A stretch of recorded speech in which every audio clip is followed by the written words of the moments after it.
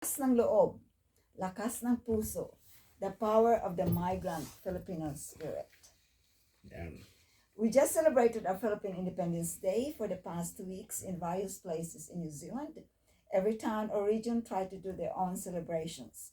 We are proud of our Chanel students and parents here in Masterton who did a student-led celebration. And credits to Rika and Ryan who braved the cold weather in their costumes, especially Ryan in his barong. Yeah.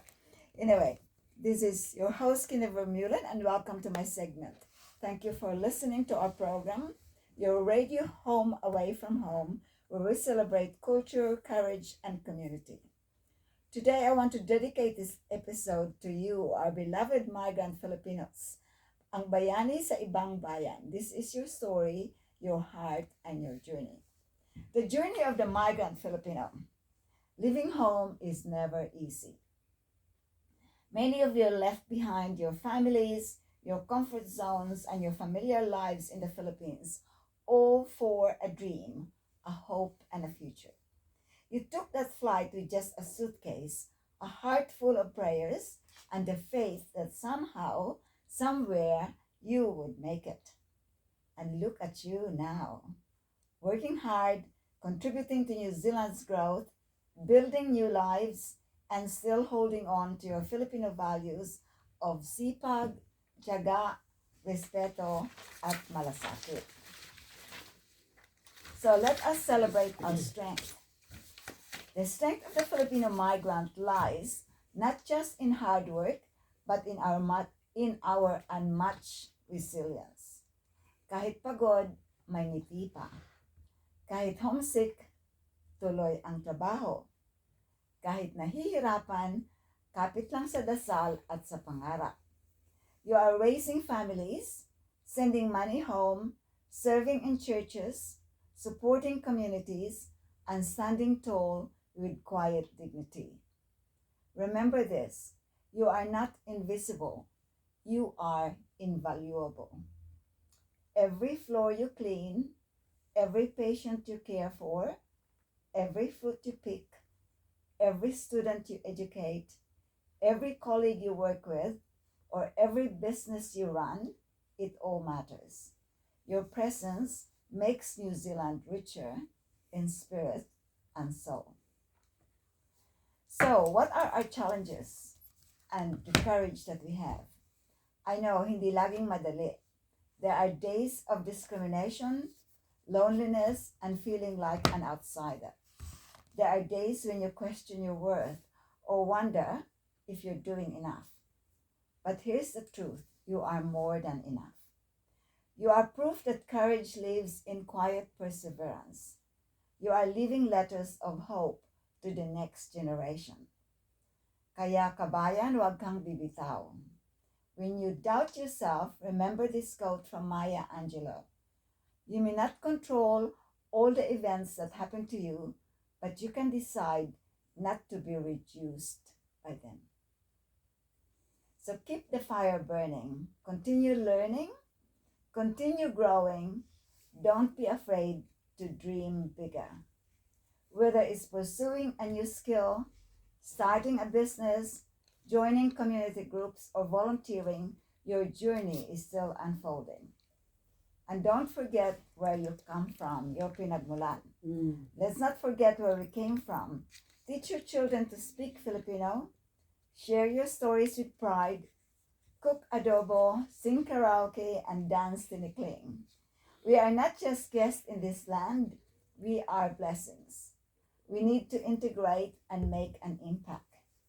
Filipinos living in New Zealand, adapting Western culture but never forgetting our own culture and values. So here's a takeaway and call to action.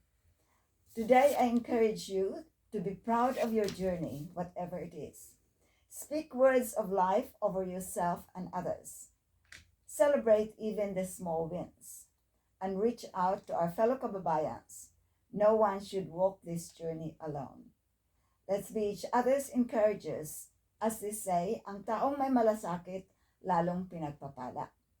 And remember, you are seen, you are loved, and you are not alone.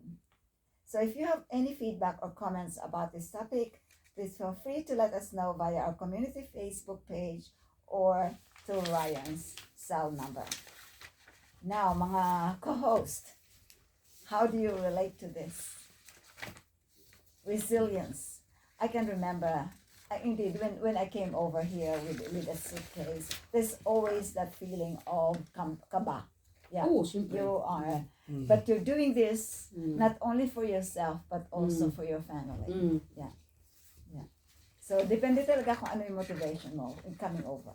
Yeah. Oh, I wasn't expected na makapunta ako dito sa New Zealand. It's not in my dream, pero nangyari. Yeah.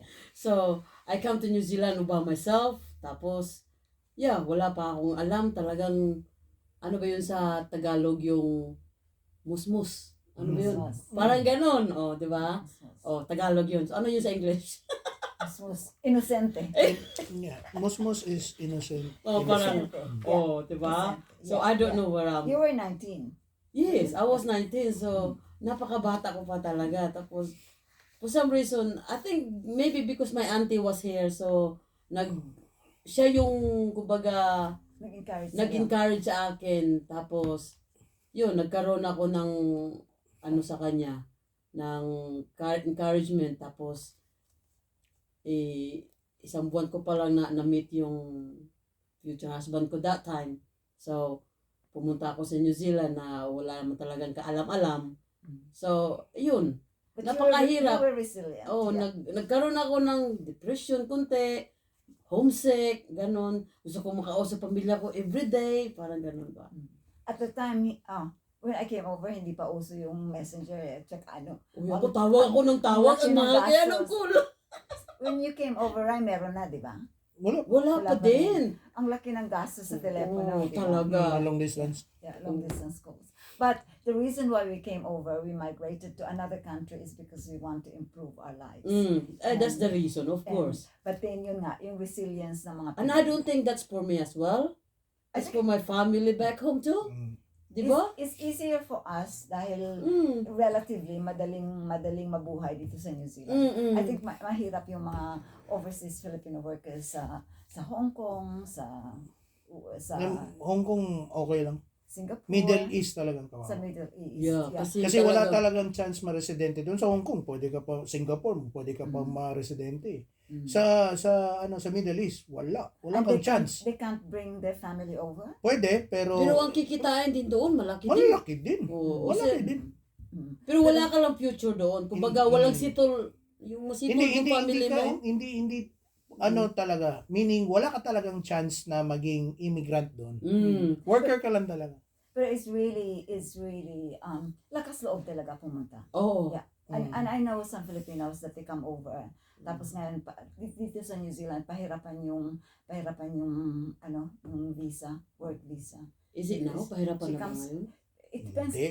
It depends probably sa qualification. Depende sa Oh, yeah. qualification. Kasi Kung she wala came ka over. sa green list, kawawa ka talaga. Kawawa ka talaga. But she keeps on fighting. Like she comes over on visitor's visa. Hindi. Iba yung motives ng mga ganun. It's no different from yung mga pamangkin ni Mitch ganun.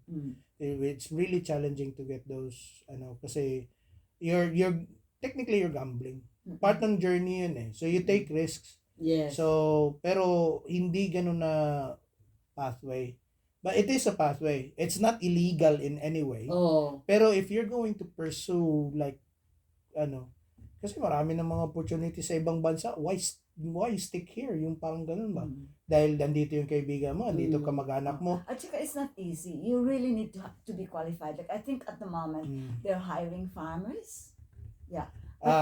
Yeah. Is that correct? Hindi, maraming hiring ngayon te. So, They're we hiring cannot really farmers. just generalize it na Yeah. with specific sector and stuff. Pero just going back to your article,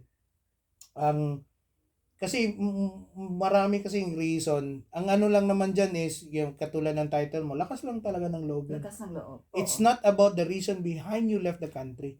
Tapos dito pa nga, sa article mo nga, sinabi mo nga, we are contributing to this country. We are. Pero if you are patriotic, you should be the one contributing to the Philippines. But you decided to leave, you see?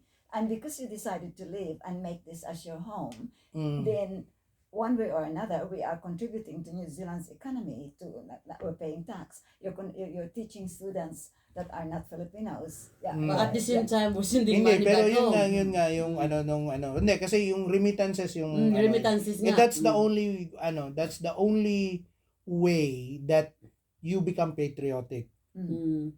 Because that's the only thing That's you the can only way. actually do. That's right. Yeah. Wala ka namang, not unless lahat ng kinita mo dito, doon mo ininvest. No, Mm. because you have to live here, especially if your family is over here. Ako, I will, kasi lahat ng investment ko nasa Pilipinas. Yeah, and I think it's good way. Ganon din si Rika, di ba? Ganun din And, ako. and now that indeed. Hindi kasi hindi ko tinitingnan yung monetary value. Even though it's smaller over there, Yeah. yung house and lot mo doon, parang magkano lang, 100,000 lang. Malaki na yun, di ba? Malaki na. Or 200,000. Oo. Yeah. 100,000 kasi magkano lang naman yung current ko na yung bahay ko sa Davao. Mm. It value around 2 million. So magkano lang yan dito? Oo. 100,000? 600,000. Wala. Kasi ang 100,000 100,000 is about 3.6 million. Oo. Yeah. So wala pang 100,000 yung akin. Would you see yourselves guys retiring in the Philippines or not really? No. Yeah, because your apostles are here. Your Yeah, children so are I don't. I don't. We're going back to our previous articles na yung mga Yeah. pinag-usapan natin before. So ang ano niyan is ang approach kasi natin when it comes to our migration journeys is to actually live a full life. Yun eh. Mm. And then ang mga primary objective natin is to have a better life for ourselves and our family. Mm. Yun lang naman yun eh. Yeah. Pero definitely. when you Yeah. talk about your future regarding do you want to go back and stuff, that's also part of your migrant journey. Meron naman talaga tayong mga members ng community dito sa Wairarapa talaga, plano nila doon talaga mag-retire. Yeah. Sa Pinas talaga. Ako, hindi ako doon, magre-retiro ako when I'm still healthy. Doon. Oh, sana. But Okay. not- When you talk about retirement in general, that's no work, right? Oh. Pag sinabi mong retire, ha, yung terminal word Katulad ni George. na Di ba? Ni George o naka ni Gina. Oh. Wala na silang trabaho doon pero doon sila They're nag-retire. living well because indeed the They have the Ayun freedom. nga kasi we're talking about the financials again. Oh. We're just talking about the journey. Oh, the journey. Yeah. So And kung which is kung a may topic capability ka doon, why not to retire there? Yeah. Pero kung halimbawa tatanungin ako about my future, pag may sakit ako, dito ako kasi dito mas magandang health Oo, system. definitely. So we're talking about the journey, not the finance. That's right. The finance, you know, like at the end of the day, when you turn 65, kung wala lang yung kiwi saver, ewan ko, kung may mga pera kayo, Tama ka. apart from your house, Apart from your house. Oo. Mm, Definitely. Yeah. yun lang yun. Pero kung may kiwi saver ka, swerte mo. Tama. Okay. Yeah. But if you have used your Kiwi Saver to pay off your loan, to pay off your Ay, house. hindi. Kiwi saver was designed to be your retirement. Retirement Yeah. lang yun. Hindi yung kasali yung mortgage sa Hindi kasama dapat ang mortgage doon. Swerte Sidga. Malaki sa kanya. Hindi naman nagamit. Ganda eh. Okay. So, yung ano yan, so, like, how to combat homesickness, nasagot na natin yan in our previous episodes. And that's stuff. also the purpose of having the community. Kasi within the community, the Wairarapa Filipino Society, for example, Yeah. you get your groups of friends. Yeah. And Hindi, ano lang nga siya. So, bali, ang society, in my point of view, is just a vehicle. Kasi kanya, even though we are big, you know, as a group, malaki tayo, we have a really decent number, pero merong mga maliliit na groups. Oh. So, Meron din. as long as you belong to any of those smaller groups, yung may circle of friends ka ba you can trust, Yeah. then these can be rectified. that's right. How, you know, these can be, your strength can be celebrated, the challenges can be faced with courage, even though hindi siya madali, but with you having a support of your friends Yes. within that circle, that's absolutely Then fine. that would, yeah. Oh, kasi siya, That would katulad apply yan, to even this. though tayo, magkakilala tayo for so many years, pero we don't belong to the same circles. We No. have our own groups. Yeah, May we mga have our kanya-kanya own tayong kanya-kanya grupo groups din. Oh. Yes, Pero tama. pag nagkikita tayo, same pa rin Oh, yung same ano. pa rin. yung, So, kasi alam natin, and then yung society, yung community mismo, ano yun siya? Yun yung anchor lang. Oh. Na para may matakbuhan talaga yung mga tao ba? Lalo na yung mga bagong dating na walang Especially mga kilala. bago. Mga bago. And then once they establish themselves, then okay na. Yeah. And then they can also choose not to connect. Kasi may mga iba din na ayaw, they don't want to connect. Yun yung with problema. someone. Kaya we have incidents na ayaw nag-connect tapos na-disgrasya. Ayun lang. Yari Yun na lang. sila. Paano natin matulungan? Yeah. Kaya hindi natin Mm. alam. Oh. So yung nakatulong lang sa kanila, yung mga close lang nila, Yung na workmates, kakilala sa kanila. yung nakakakilala. Oh. Yun lang talaga. Yun lang talaga. Ako, yung meron akong, disadvantage. pwede akong makasite ng isang example, yung taga Carterton before. Oo. Veterana na yun siya doon, tapos namatay siya ng cancer. Oo, I'm tama. not mentioning any names, no, pero no. ang I know kilala who niyo you're doon. talking So, Yeah. sinong tumulong sa kanya? Yung lang din circle niya. Yung small circle Kung niya. saka lang nalaman na Oo. may cancer pala siya, saka lang nagsilapitan yung mga iba. Okay. Mm. Anyway, another animated discussion. Today is very animated discussion for all of us. I like the topic of Ryan as well. Very educational and informative. So mga kababayan, mga tiga-listeners namin, make sure that indeed you don't be scared or don't be lonely while you are here in New Zealand. We are here. Reach out to your community. Reach out. So shout out lang ako bago tayo matapos. Yeah. I'd like to shout out to my sister who's celebrating her birthday on Friday, on June 27. So, Okay, Jen, si Jen? happiest birthday on Friday, and I'm looking forward to our celebration. Ay, akala ko nasa Amerika siya. Hindi, dito siya. Akala ko nasa Amerika. Same birthday siya ng pamangkin ko eh. Okay, and then also a shout out to the daughter of Boyet and Gina, Granada, kapatid ni Sam. Yung Yeah. first birthday. She had her first birthday. Ah. Yeah, so that's good. Yung baby. Happy birthday, baby, and happy birthday, Jen, on Friday.